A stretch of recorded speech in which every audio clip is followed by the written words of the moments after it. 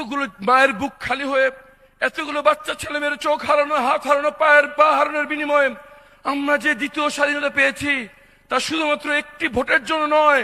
তারা চেয়েছে একটি নতুন বাংলাদেশ।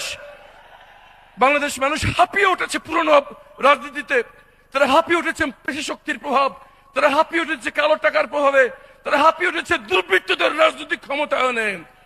তারা দেখতে চায় নতুন নেতৃত্ব। তারা স্বপ্ন দেখে এমন একটি বাংলাদেশের, যেখানে এমন কিছু লোক দেশ নেতৃত্ব দেবে যাদেরকে অন্তত আর যাই হোক টাকা দিয়ে কেউ কিনতে পারবে না। সেই নেতৃত্ব ইনশাআল্লাহ বাংলাদেশকে উপহার দেবে 10 দলের পক্ষ থেকে তাদের নেতা হিসেবে আমাদের সবার প্রাণপ্রিয় নেতা ডক্টর শফিকুর রহমান ইনশাআল্লাহ।